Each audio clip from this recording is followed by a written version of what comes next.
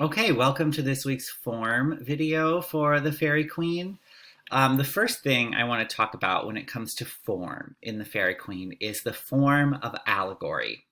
Now, I imagine that most of you are familiar with this word to some extent. It's a word that gets thrown around in a lot of different settings, and often the word receives slightly different definitions in those very different settings. So I want to put us all on common ground here when we're talking about allegory as Spenser would have understood it, or as Spenser's readers would have understood it.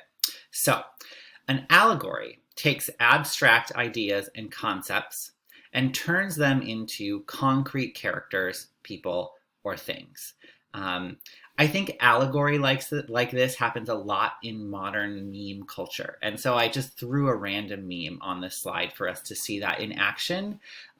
So for example, me, that's not really an abstract concept. So we're not talking about that right now.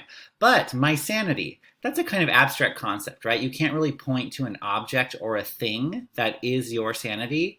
But in this meme, my sanity has been attached to a concrete object, this balloon ball thing. And in the next slide, 2020, which is also not a concrete object, has been attached to this creepy hugging figure in the background.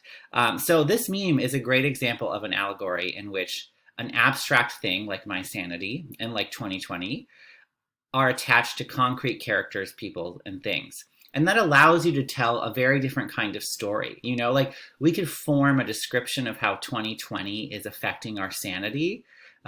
We could do that, but there's something different about how this meme conveys it because it uses a story. It uses concrete things to make those abstract ideas more real, or you can feel the tangible effects of this story in a different way because those abstract things have been made concrete.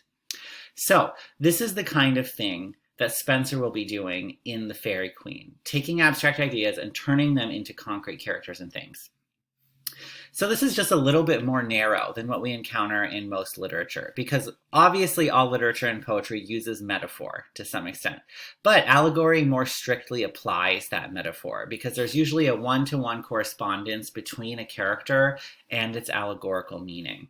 And we'll soon be discussing 4 specific allegorical characters in Book 1, Canto 1 of the Fairy Queen, Red Cross Una, Error, and Archimago. So we'll talk more about what each of these characters embody or what their allegorical reference is in future slides.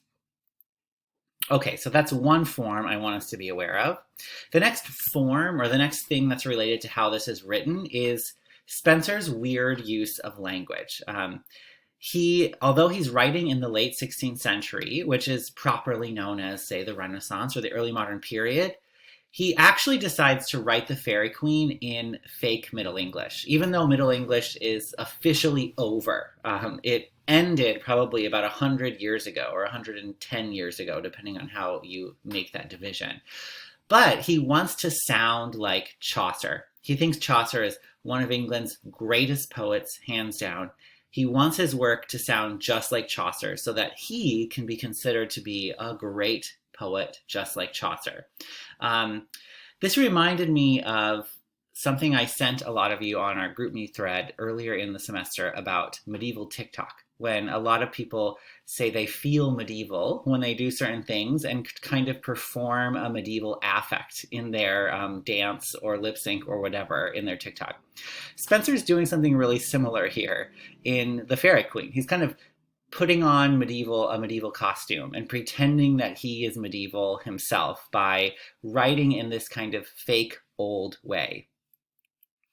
So you might want to know, as you'll encounter as you read it, you might want to know what that looks like. What does his fake Middle English look like? Well, here's the first stanza of the story. And all modern editions, they leave it in this format because Spenser wasn't trying to write in modern English. He was trying to write in Old English. So modern editions just leave it in his weird spelling for that very purpose. So a gentle knight was pricking on the plain. Okay, so we have a story about a knight. Eclad, that's a very obviously medieval word that Spenser's using here. Other Renaissance writers did not use the word eclad, but it's a kind of past participle, clad. Eclad in mighty arms and silver shield, wherein old dints of deep wounds did remain, the cruel marks of many a bloody field, yet arms till that time did he never wield.